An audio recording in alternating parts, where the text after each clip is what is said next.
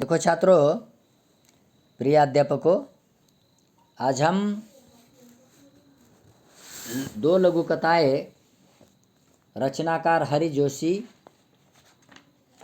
दूसरी लघु कथा जो जीव का वर्चस्व, यह पाठ हम देखेंगे। लघु कथा देखो, यानी कि जीव का वर्चस्व, इस पाठ में हमें यानी कि ये संदेश लेखक देते हैं इस लघु कथा के द्वारा कि हमें जीवन में यानी कि घमंडी स्वभाव नहीं रखना चाहिए।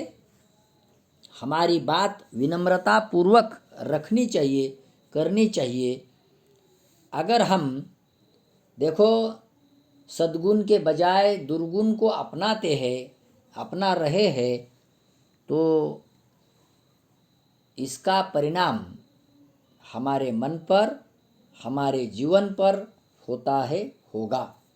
इसीलिए इस देखो जीव का वर्चस्व यानी कि हमारे मुंह में एक पंक्तिबद्ध दांत होते हैं, लेकिन दांतों का स्वभाव घमंडी होने के कारण और जीभ हमेशा विनम्रता रखने के कारण देखो जीभ का वर्चस्व दांतों पर दिखाई देता है, दिखाई देगा।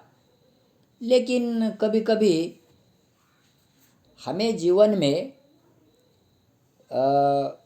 यानी कि अनेक सद्गुणों को अपनाकर या अनेक सद्गुणों को अपनाते हुए आगे बढ़ना चाहिए।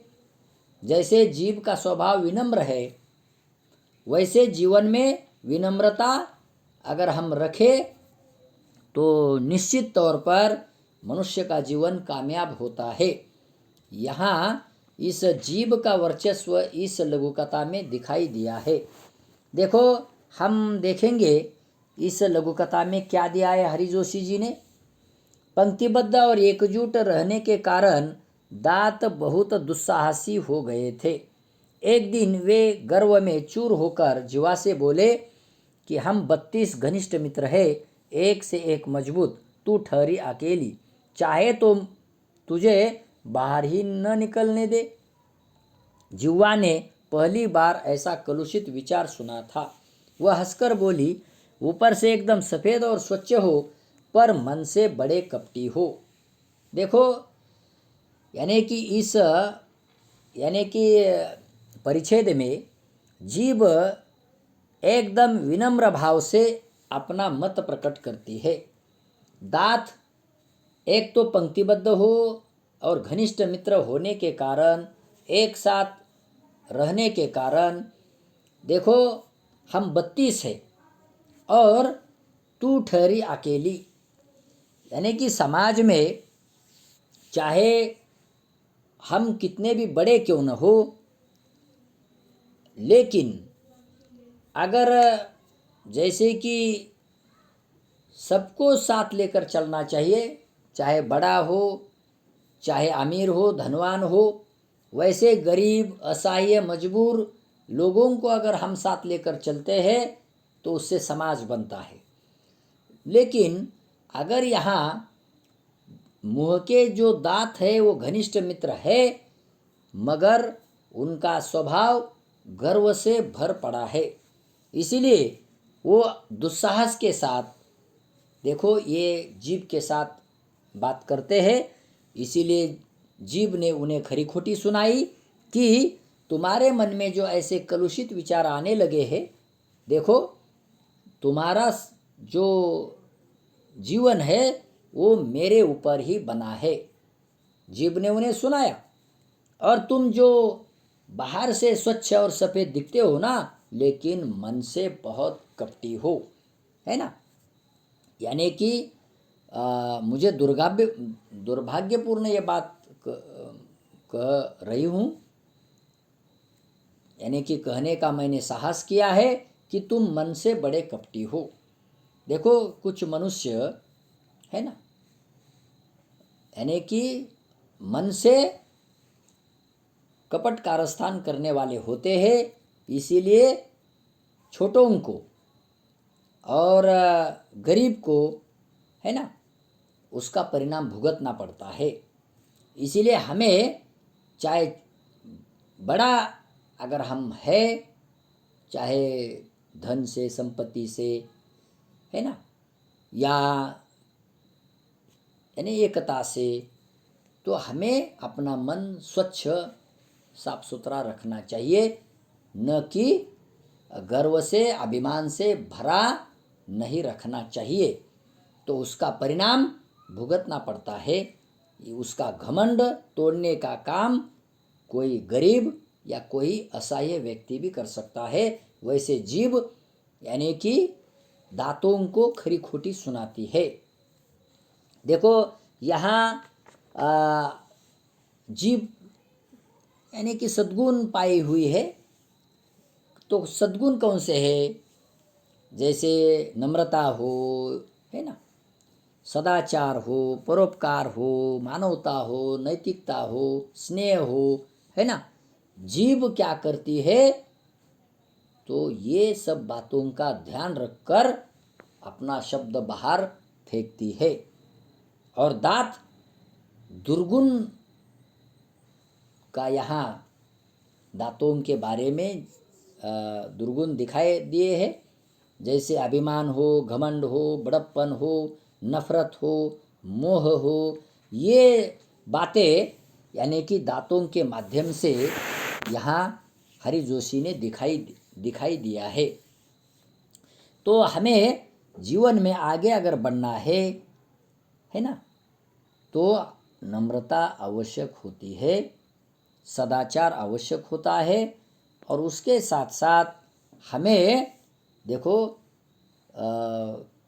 ईमानदारी और स्वाभिमान की बात करनी चाहिए। आगे देखिए, ऊपर से स्वच्छ और अंदर से काले घोषित करने वाली जीभ। ऊपर से स्वच्छ और अंदर से काले घोषित करने वाली जीभ, वाचालता छोड़, अपनी औकात में रह, हम तुझे चबा सकते हैं। यह मत भूल कि तू हमारी कृपा पर ही राज कर रही है। दांतों ने किटकिटाकर कहा।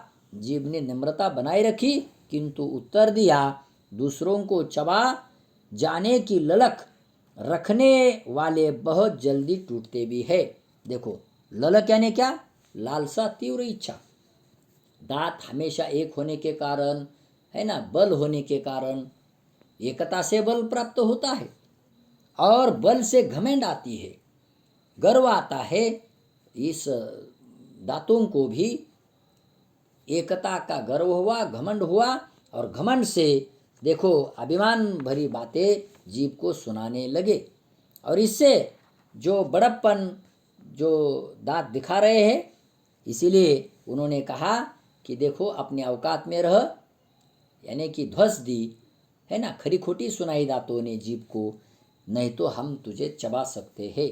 लेकिन हमेशा जीभ नम्रता बनाए रखने के कारण कि देखो सहजता से जीभ ने उन्हें समझा दिया।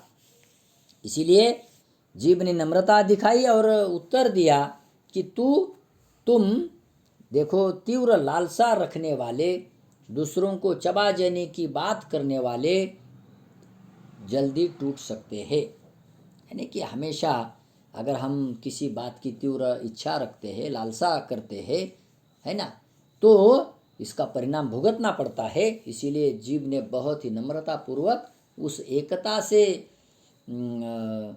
घमंडी बात करने वाले दांतों को कह दिया। आगे देखिए कि सामने वाले तो और जल्दी गिर जाते हैं। तुम लोग अवसरवादी हो, मनुष्य का साथ तभी तक देते हो जब तक वह जवान रहता है, वृद्धावस्था में उसे असहाय छोड़कर चल देते हो। देखो, जीभ ने कहा कि तुम अवसरवादी हो, मतलबी हो, है ना, और स्वार्थी हो, क्योंकि जब तक जवान है व्यक्ति तब तक साथ देते हो, और वृद्धावस्था में, बुढ़ापे में तुम सब गिर जाते हो। इसलिए जीभ ने उन्हें बहुत ही उसका तीखा स्वर में जवाब दिया। और क्यों? क्योंकि दांतों ने कहा कि हम तुझे चबा देंगे, है ना। अगर ऐसी बात, है ना, घमंड पूर्वक दांत अगर करने लगे तो बहुत ही नम्रता पूर्वक जीभ ने उत्तर दिया। तो है ना, हम कहते हैं कि जीभ जो होती है अगर खरी खोटी बात करने लगी तो व्यक्ति को सम्मान भी देती है और नुकसान भी पहुंचा देती है। इसीलिए जीभ पर अपने संयम रखना चाहिए। समाज में जब हम आगे बढ़ते हैं, अपना जीवन देखो रोजमर्रा का ज्ञापन करते हैं, है ना, आगे बढ़ाने की कोशिश करते हैं, तब हमारे जीभ पर क्या होना चाहिए? देखो बहुत ही नम्रता रहनी चाहिए। नम्रता के साथ हम किसी को मिठास भरी बात या मृदु बात करनी चाहिए, है ना। नहीं तो क्या हो जाएगा, उसको भारी नुकसान जीभ की वजह से सहन करना पड़ सकता है। इसीलिए हमेशा जीभ दांतों के अंदर रहती है। इसका मतलब है जीभ के पास नम्रता, ईमानदारी और देखो निस्वार्थ भाव से सेवा करने वाली जीभ होती है। लेकिन दांत अवसरवादी होते हैं, स्वार्थी होते हैं। इसका मतलब यह है कि समाज में कुछ लोग स्वार्थी, मतलबी, अवसरवादी होते हैं। समय जाने के बाद किसी को धोखा करने की बात करते हैं। इसको चाहे एक बाकी लोगों ने ध्यान में लेना चाहिए कि सामने वाला व्यक्ति कैसा है, उसके साथ हमें बर्ताव कैसा करना चाहिए, है ना। अगर नम्रतापूर्वक वो व्यवहार करता है तो सभी लोग उसके साथ अच्छा व्यवहार करते हैं। आगे देखिए, शक्तिशाली दांत भी आखिर अपनी हार क्यों मानने लगे, है ना। बोले हमारी जड़ें बहुत गहरी है, हमारे कड़े और नुकीलेपन के कारण बड़े बड़े हमसे थर्राते हैं। देखो हमसे थर्राते हैं, कौन थर्राते हैं? क्योंकि हम देखो नुकीलेपन के कारण, देखो, और हम हार मानने वाले नहीं है। देखो आज लेखक ने हम समाज की बात रखी है दांत और जीभ के माध्यम से कि हमें किसी के साथ देखो बड़प्पन और घमंड, नफरत से व्यवहार नहीं करना चाहिए, अभिमान से व्यवहार नहीं करना चाहिए। हमें हमेशा सदाचार, परोपकार और नैतिकता और प्रेम से बात करनी चाहिए, जो कि जीभ हमेशा प्रेम से बात करती है। इसीलिए मनुष्य समाज में सम्मान पाता है। तो दांत को जीभ हमेशा खरी खोटी सुनाती है, लेकिन दांत कहते हैं कि हमसे सभी थर्राते हैं, है ना। नुकीलेपन के कारण बड़े घबराते हैं, लेकिन ये झूठ बात है, ऐसा जीभ ने कह दिया। जिह्वा ने विवेकपूर्ण उत्तर दिया कि तुम्हारे नुकीले या कड़ेपन का कार्यक्षेत्र मुंह के भीतर तक सीमित है। विनम्रता से कहती हूँ कि मुझ में पूरी दुनिया को प्रभावित करने और झुकाने की क्षमता है। अगर मनुष्य की जीभ बिगड़ गई तो क्या होता है? अगर जुआ पर खरे यानी कि झूठे अगर शब्द आ गए, लफ्ज़ों का इस्तेमाल अगर हुआ, तो दुनिया को प्रभावित करने की ताकत जीवा पर होती है ना। इसीलिए विनम्रता से मैं कहती हूँ, मैं नम्र होकर कहती हूँ, है ना, तो कि आप क्या करें, अपनी औकात में रहे। तुम्हारा नुकीलापन और कड़ेपन का कार्यक्षेत्र कहाँ तक है? मुंह के अंदर है, सीमित है। लेकिन अगर मैंने अपनी जीभ चलाई तो तुम कहीं के नहीं रह जाओगे। यानी कि झुकाने की क्षमता देखो मुझ में है। अगर जीभ पर तीखे शब्द आ गए तो क्या होगा? पहले पहले दांत मनुष्य के टूट जाएंगे। क्यों? क्योंकि ऐसे ही तुम्हारी भाषा है क्या, ऐसा सामने वाला कहेगा और उसके मुंह पर थप्पड़ बैठ जाएगी। इसीलिए जीभ कहती है, अरे तुम्हारी झुकाने की क्षमता, तुम्हें झुकाने की क्षमता मुझ में है। देखो, इसीलिए तुम औकात में रहो और अच्छी बात करते जाइए। बड़ी मैं विनम्रता से आपको प्रार्थना से कहती हूँ कि आप देखो, अपना नुकीलापन और जो कड़ा है ना, कड़ापन है वो छोड़ दो। आगे देखिए, दांतों ने पुन्ना धमकी दी, हम सब मिलकर तुझे घेरे खड़े हैं, कब तक हमसे बचेगी। जीभ ने दांत के घमंड को चूर करते हुए चेतावनी दी, डॉक्टर को बुलाऊं, दंत चिकित्सक एक एक को बाहर कर देगा, मुझे तो छुएगा भी नहीं और तुम सब बाहर दिखाई दोगे। देखो, दांतों ने फिर जीभ को है ना धमकी दी, ध्वज दी कि हम सब मिलकर तुझे घेरे खड़े हुए हैं, है ना, तुम अंदर हो, हम सब बाहर से है। अगर हमने चाहा तो तुम बच नहीं सकती। ये घमंड पूर्वक बात दांतों की है। इसीलिए घमंड को चूर करते हुए जीभ ने कहा कि अगर मैंने चेतावनी दी, डॉक्टर को बुला लिया, तो सबसे पहले क्या करेंगे, दंत चिकित्सक तुम्हारे दांत निकालकर बाहर फेंक देंगे, है ना, तुम्हें बाहर आना पड़ेगा, है ना। ऐसे समाज में नफरत करने वाला, चीड़ निर्माण करने वाला या कटुता भरे शब्द बोलने वाला व्यक्ति को समाज क्या करता है, देखो, यानी कि नफरत पैदा करता है, उसके साथ बात नहीं करता। लेकिन जो विनम्र होता है ना, सदाचारी होता है, नैतिकता से प्रेम से भरा व्यक्ति होता है, उसके सामने लोग नतमस्तक होते हैं, उसकी बात मानते हैं, सुनते हैं। इसीलिए जीभ हमेशा नम्रतापूर्वक, जीभ का व्यवहार है, नम्रतापूर्वक व्यवहार करती है। चाहे अगर हम दांतों के साथ, अगर हमारा भी देखो ऐसा कड़ा रुख होगा, है ना, कड़ा व्यवहार होगा, तो फिर बात बढ़ जाएगी। इसीलिए देखो, कड़ेपन को नम्रता से अगर हम जीत जाते हैं तो ये सही बात होगी और अच्छा होगा।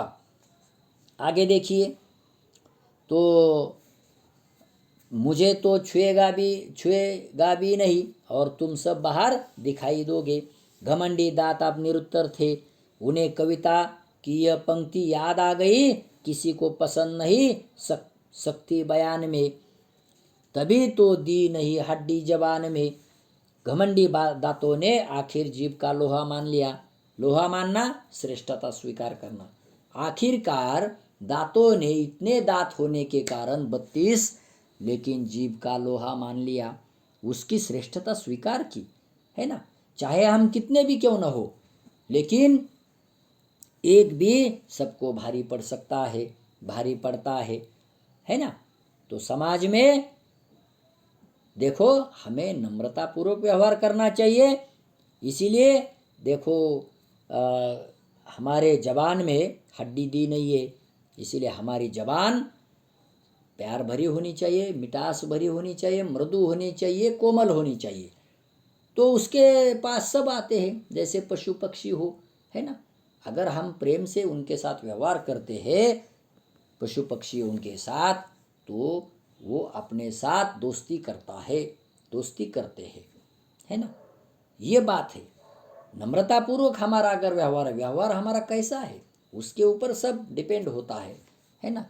इसीलिए हमारा व्यवहार कैसा हो, विनम्र हो, है ना।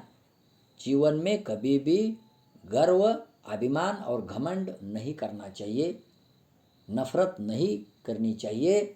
ये क्या होता है, नफरत, चीड़, घमंड और देखो गुस्सा, ये मनुष्य के जीवन के लिए खतरा होता है।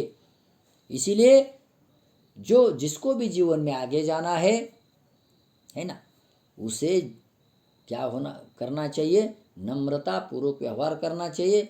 हमेशा प्रेम भरा व्यवहार करना चाहिए दूसरों के साथ, विनम्र होना चाहिए, तभी देखो उसका जीवन देखो सफल होता है, सफल होगा।